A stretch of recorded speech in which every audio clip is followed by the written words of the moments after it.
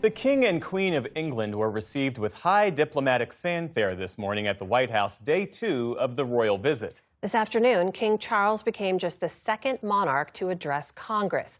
In this, the 250th anniversary of America declaring independence from the King's 5 times great-grandfather, it's King George III. Nick Schifrin reports.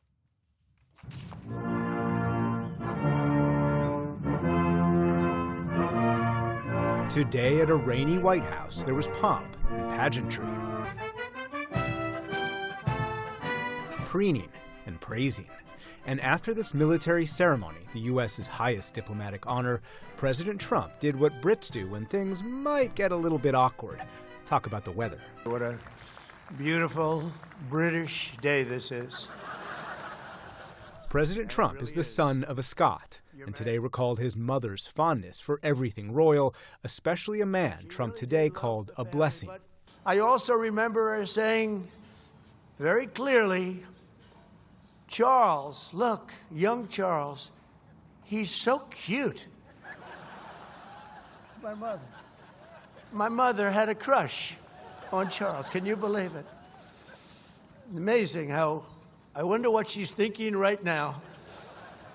And President Trump celebrated what he called the free world forged together 80 years ago by President Franklin Roosevelt and British Prime Minister Winston Churchill. That understanding of our nation's unique bond and role in history is the essence of our special relationship, and we hope it will always remain that way. This is not Winston Churchill that we're dealing with. But it was only last month President Trump disparaged the special relationship after the UK declined U.S. requests to use British bases to attack Iran. And I'm not, by the way, I'm not happy with the UK either. And so today, a king who is officially apolitical met in the Oval Office with the bust of Churchill over the president's shoulder, flanked by both countries' top diplomats and officials. For a moment, the British government hopes can help reset the relationship. But European concern runs deeper. Today, the Financial Times published a February recording of British Ambassador to the U.S., Christian Turner, questioning just how much the U.K. can still rely on the U.S. Special relationship is a phrase I try not to utter because it's quite nostalgic, it's quite backwards looking, and it has a lot of sort of baggage about it. I think there is probably one country that has a special relationship with the United States, and that's probably Israel. When Europe can't just rely on a U.S. security umbrella. So the relationship will carry on if you want things special, but I see it's in how you get. Different because President Trump's questioning European sovereignty and doubting the U.S.'s commitment to NATO has led to European doubts the U.S. will keep providing Europe security. Even if in a statement today the British government called Turner's words, quote, private informal comments made to a group of UK high school students, they are certainly not any reflection of the UK government's position. America's words carry weight and meaning, as they have since independence. The actions of this great nation matter even more. And so this afternoon, for only the second time in almost exactly 250 years of separated history, a British monarch addressed a joint meeting of Congress with an appeal to unity.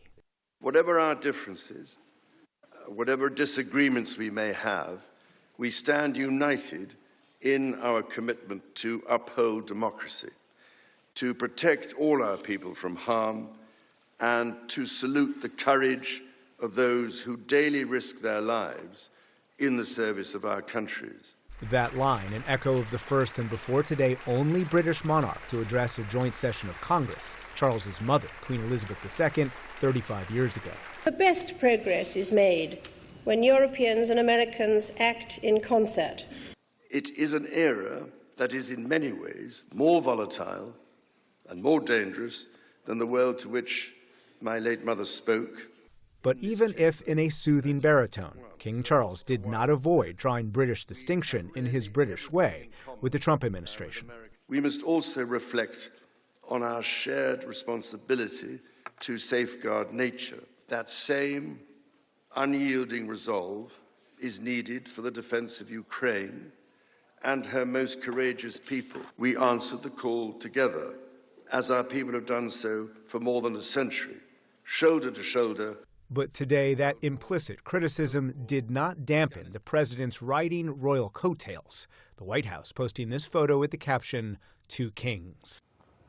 But what King Charles did not mention today, his brother, Andrew Mountbatten Windsor, who has been stripped of his titles for his relationship with Jeffrey Epstein and Epstein's victims. And the king will not meet those victims during this trip to the U.S. Today, the family of Virginia Giuffre, a victim of Epstein who died last year, said both the king and President Trump should have delivered a message that they stand with survivors. The king's lawyers told Representative Ro Khanna the king supported all victims of abuse, but because of ongoing police inquiries, he was unable to meet with those survivors.